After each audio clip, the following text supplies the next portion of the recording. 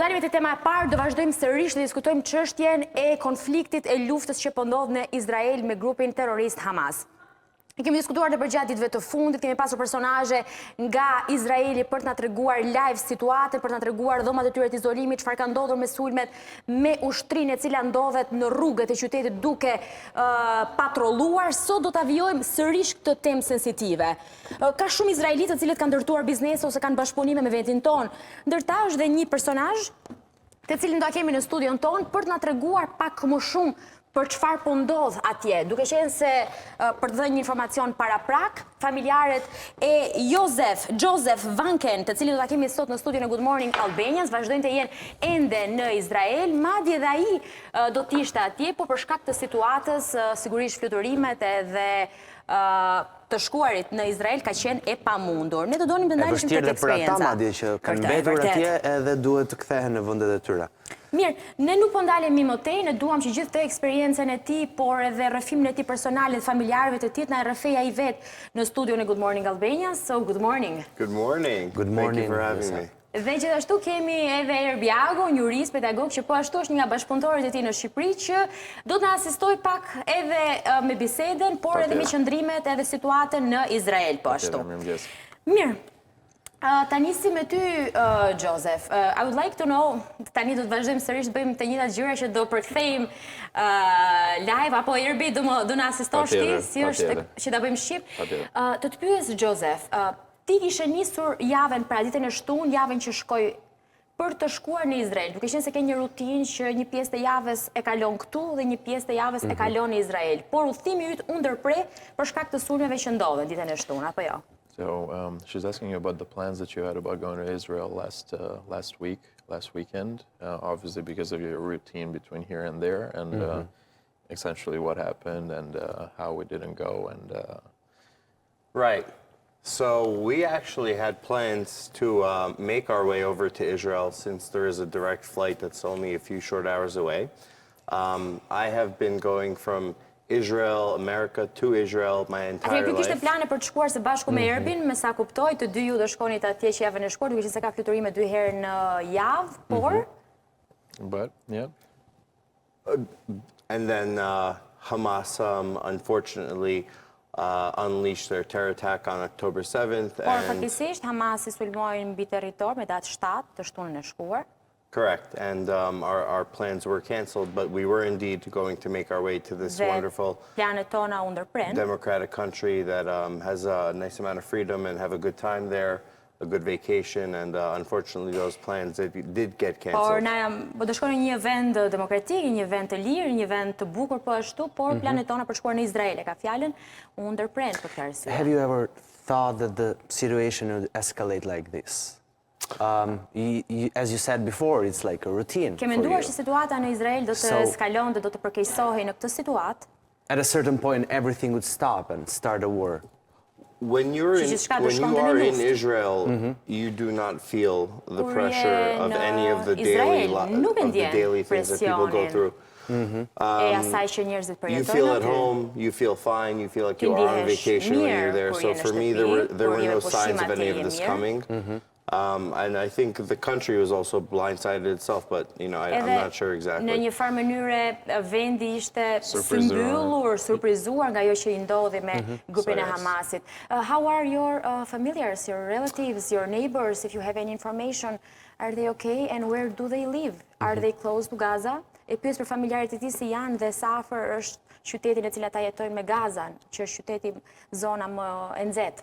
The majority of my family does live in Israel, not near Gaza. Jetojnë në Izrael, jo afër me Gaza. But the general vibe and feel in Israel is everyone is scared. Por ndjesia e përgjithshme në Izrael është që të gjithë janë të frikësuar. Yes, my family has had to run into shelters multiple times with the sounding of sirens that rockets are coming. E izolimit, dhomat e sigurta, se që sa herë kanë dëgjuar të alarmin për shkak të raketave që kanë rënë.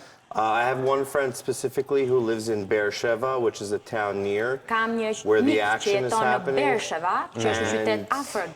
he says that the earth is constantly rumbling from underneath him. Ai thot që toka lëviz për shkak të sulmeve, goditjeve. Yeah, so it's a situation that is not to be taken lightly and people are Është një scared. situatë që nuk mund të merret lehtë dhe njerëzit janë të friksuar. Irbi, për ta vazhduar bisedën, ju do shkonit bashkë në Izrael. Është një rutinë që ju e bëni shpesh, të ke qenë disa herë në Izrael. Si të është dukur Izraeli për të marrë ndoshta edhe këndvështrimin tënd sa i përket një ndjesi apo një frikë që mund të kenë dhe banorët aty për një konflikt të mundshëm? Për të shtuar diçka të cilën Joe harroi ta përmendi, arsyeja pse ne nuk shkuam nuk ishte faktikisht shpallja e luftës, por ishte një koincidencë. Ne nuk shkuam për arsye personale këtë herë, dhe rastësisht atë ditë që duhet të shkonim, atë ditë u shpall edhe lufta. Pra në një farë mënyre Ju do të kishin mbetur aty do të kishim mbetur aty, pikërisht. Madje edhe kur dëgjova lajmet e avionit me shqiptar të rikthyer në Shqipëri, isha shumë konfuz se çfarë do bëja me John. Kështu që ajo që ndodhi fatkeqësi Dgjoj se ndoshta sido që tjetë, fati nuk ju ka penguar për të mos shkuar atje, po do të kishte qenë e vështirë. Do të kishte qenë, kam përshtypjen, e vështirë edhe për ty, se derisa të orientohesh atje, po gjithashtu edhe frika nëse je në fluturim, se tani ato raketat janë gjatë gjithë kohës. Mund t'ju them dhe për këtë, pasi partneri ynë Jack ndodhej aty atë fundjavë. Edhe ai shkon shpesh atje, por fatkeqësisht këtë fundjavë ai ishte aty dhe me familjen, dhe me fëmijët e vegjël. Një vajzë dhe një djalë të vogël. Videot që ai na ka dërguar ishin diçka, domethënë, për ne shqiptarët na rikujtonin pamje të luftës në Kosovë.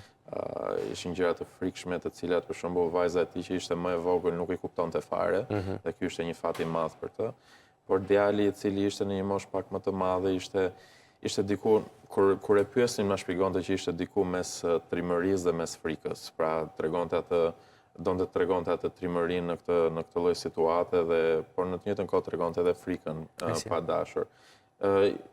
Ishte diçka për ne, duke patur atë si mik aty dhe normalisht duke patur shumë miq dhe familjar aty, ishte diçka e frikshme dhe është. Është sepse nuk është thjesht në kufi apo në rripin e Gazës, është diçka që tani ka mbuluar komplet zonën, komplet Izraelin, por po, do të thoja që kur je aty nuk e ndjen. Do më thënë deri në momentin që ndodhi. Po, kur je si turist, thua, kur je si vizitor. Aty ndjesh në një...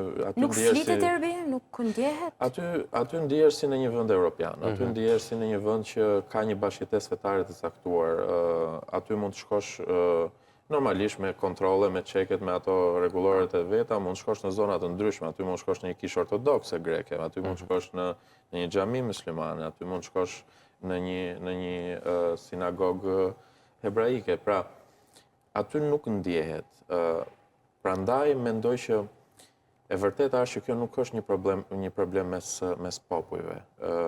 Çfarëdo lloj padrejtësisht, çfarëdo lloj problematika që janë në nivele shumë më të larta, po sot jemi para faktit që po vuajmë popujt e të dyja këtyre anëve. Po, në fakt ti kishe bërë edhe një status që do doja që të ndalesh, apo ndoshta të ndaleshim pak më vonë.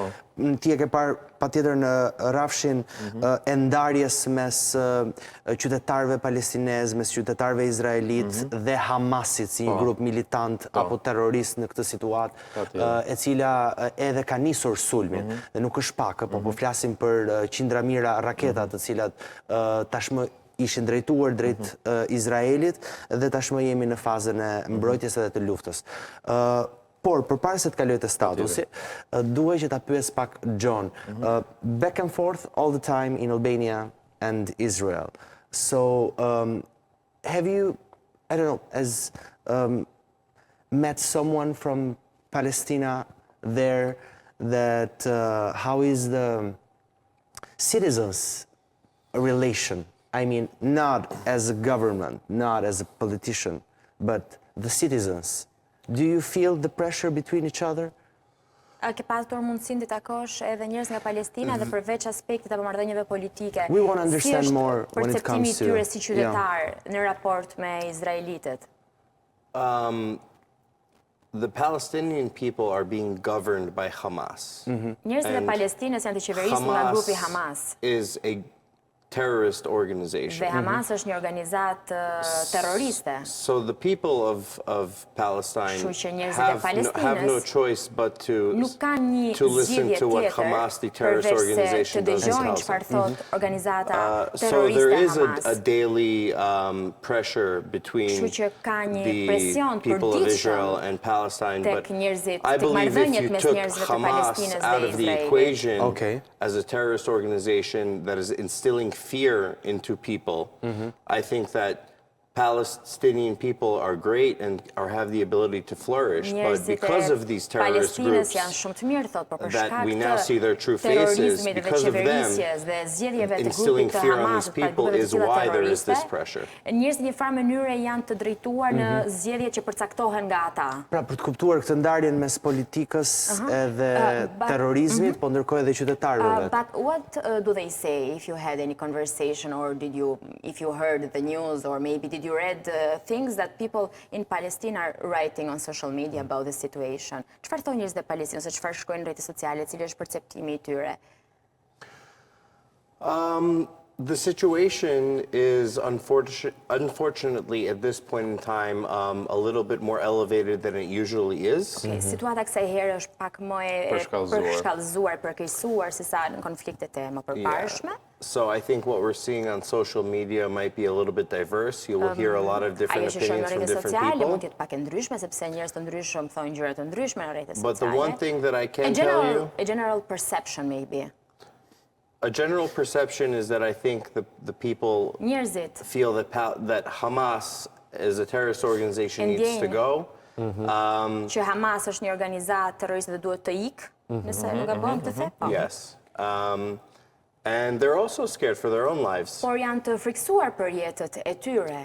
Dhe një farë mënyrë binden zgjedhjeve të grupit Hamas? Shiko, mendoj që treguesi më I sakt I të vërtetës së brendshme të palestinezëve është të shikosh palestinezët të cilët nuk janë në Palestinë, të shikosh mendimet e tyre, të shikosh mendimet e palestinezëve emigrantë, të shikosh mendimet e palestinezëve që nuk janë të sforcuar apo të nëntrysnin e një... Të edukuar nga...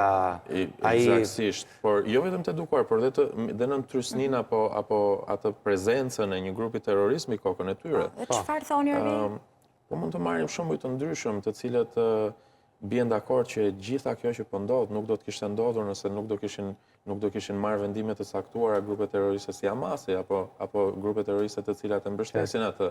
Kemi palestinezë të cilët janë, siç janë edhe një pjesë e mirë e izraelitëve të vendosur që zgjidhja vetme është një dakordsi për dy shtete. Por problemi kryesor është që Hamasi nuk do të bjerë kur dakord me atë lloj retorike dhe me atë lloj logjike. E vërteta është që deri në momentet, pra deri në vitet 70-80, kur para se të vinte Hamasi në fuqi, Izraeli dhe Palestina po arrinin më në fund, mbas shumë përpjekjesh dhe mbas shumë vështirësish, një lloj akordi paqësor. Pra ku mendoj që gjërat do të qetësoheshin, po ndërkohë nuk u qetësuan as pak. Dhe për shkak të Hamasit ndodhen gjëra të tilla, por unë doja të theksoja që e vërteta është që çdo njeri është natyra njerëzore, çdo njeri në momente të përshkallëzuara si tani mund të thotë diçka negative, mund të thotë diçka të egzageruar, por thellë e vërteta është që të gjithë duan paqe dhe ajo që mungon këto ditë në atë rajon është paqja dhe ajo që është absolutisht e pa debatueshme është fakti që sot do të kishim shumë më shumë izraelit dhe palestinez të gjallë se sa një javë më parë, në qoftë se nuk do të ishin ndërmarrë aksione të caktuara nga Hamasi. Kë bëjnë fajtori Erbi në këtë situatë, në këtë konflikt të ndezur? Ndoshta edhe qytetarët e Palestinës, me atë që ke parë, nëse mund ta quajmë të qoftë edhe izraelitët, kë bëjnë fajtor për këtë situatë? Politikën, qeveritë që nuk arritën dot të shkojnë me një marrëveshje, apo faktin që ka pasur të drejta të shkelura? Edhe ka ndodhur një lloj reagimi nga kjo situatë. Siç tha dhe Joe, palë të ndryshme kanë mendime të ndryshme për situatën, por ajo që unë do doja të saktësoja është që problemi kryesor është që Hamas nuk është një qeveri e zgjedhur në mënyrë demokratike që të mund të fajsojmë le të themi bashkëbisedimet e Hamasit me qeverinë izraelite për atë çfarë po ndodh. ideja është që Hamasi normalisht kuptohet dhe dihet që ka ardhur aty me forcë dhe si një fuqi që ka ardhur aty me forcë, normalisht që nuk përbën zërin e shumicës. Dhe ai statusi të cilën përmendëm dhe që parë, apo ajo analiza që kam bërë për situatën, është pikërisht kjo. Sepse kjo ka sjellë dhe shumë problematika në perceptimin e njerëzve, në perceptimin e popullatës, në perceptimin e arabëve në përgjithësi, palestinezëve, por dhe të fesë islame, e cila ka sjellë shumë pamje negative në të gjë që s'duhet të jetë, pasi siç e dim shumë mirë, feja islame predikon paqen dhe ajo që po ndodh aty nga Hamasi në emër të islamit është totalisht e gabuar. Ashtu siç në fakt është parë gjithmonë nga grupet terroriste që të përdoret edhe të shfrytëzohet ose të keq përdoret në fakt feja. Joe, so have you done the army? No, I have not done military duty. The military duty. No. A ke qenë në ushtri? So Jo, nuk ka qenë. everyone who should do the military duty, right? If it lives in Israel? There is a mandatory draft, yes. Po është një draft mandator? Primarily because Israel has been having this conflict for many years, so we need as much hands-on deck at all times that we can get. And it's very important for us to stay alert, especially for instances that happened on October 7th. Yeah. But is there any invitation by the army for everyone to be part right now, I mean, in this situation? They have called on all troops, all reserves. People are flying into the country from all over the world that are outside. Even Jews that were Israelis in Albania have been called in to be drafted. Myself, the rabbi here, have sent people to Montenegro to fly out to catch flights into the country. Edhe njerëz nga Shqipëria kanë shkuar në Maltëzi në mënyrë që të marrin kapin fluturimet që të shkojnë në Izrael për të ndihmuar, kontribuar në situatën edhe ushtarake të vendit. Madje mund të shohim edhe që hebrejnë të caktuar, të cilët mund mos kenë pasaportën izraelite, janë duke ndihmuar nga vendet të ndryshme të botës, si dhe Joe që përmendi përpara, duke ndihmuar rezervat të caktuara të ushtrisë izraelite të cilët mund të jenë në vendet të ndryshme të botës për të rikthyer në Izrael, pra duke paguar për fluturime, duke paguar për kostot, të gjithë po bëjnë atë të tyren, le të themi. Ka mobilizim, është një numër i konsiderueshëm? Patjetër. Unë do të jepja një shembull. Një partneri ynë në Amerikë dje është pyetur nga një kolegu i tij a ke të afërm në Izrael, a ke të lënduar, dhe përgjigja e tij ka qenë po, miliona. Kështu që ata kanë një mobilizim, një sensibilizim, një bashkim me njëri tjetrin dhe nuk është çështje a kam një kushëri aty, a kam një mik aty, a kam një të afërm aty, ata e ndjejnë si një bashkësi të gjithë të gjë. Ndjenjat patriotike në Izrael janë të forta, shkolla ka një rol të veçantë, një rol ndryshe që ta bëjë të pyetjen e ty edhe Patjetër. Unë mendoj që po. Por nga ju duhet se ke partner dhe ke bashkëpunuar dhe besoj është pjesë e komunikimeve të tua. Për arsye edhe se duhet të rikujtojmë diçka. Vuajtjet më të mëdha të hebrejve dhe të izraelitëve nuk kanë qenë shumë larg. Më pak se një shekull më parë. Lufta e dytë botërore. Po, patjetër. Dhe kjo e ka bashkuar. Po kjo është një shembull shumë i mirë krahasues për të kuptuar edhe diçka tjetër. Izraelitët dhe hebrejt vuajtjet më të mëdha të shekullit të fundit i kanë pasur nga Gjermania naziste. Ama ata gjithmonë e kanë saktësuar që kjo dhimbje, kjo tragjedi, holokausti në përgjithësi, ka qenë diçka që i përkiste nazistëve, jo gjermanëve si një popull, jo gjermanëve si fe, jo katolikëve apo të krishterëve si fe. Ishte diçka shumë e specifikuar, shumë e përqendruar nga natyre, pa u kthyer në revansh apo pa u kthyer në një luftë me popullin gjerman. Kjo është shumë e rëndësishme për të saktësuar. Dhe kjo është e njëjta gjë që e shikojmë dhe sot. Nuk është çështje kundër popullit Palestinës, kundra një populli musliman apo kundra një populli arab. Është thjesht një luftë kundër Hamasit, një organizatë terroriste. Qartë. Joe, as we asked you before, there is a call for everyone to support the army in Israel, but are there even family members, not only yours, but even friends of yours that have kids that maybe even are thinking to leave the country just because of the war? Because we should understand the situation is... They don't feel safe. Yeah, they don't feel safe and the situation is... But historically, Israel has gone through things like this in the past. Israelis find this a time not to leave their country, but to stay and defend their country. I think that's the majority consensus of what the thoughts are there. I don't know any Israelis that are trying to leave. I think they're there to fight the war on terror in general and show the world that it's time to also fight the world on terror.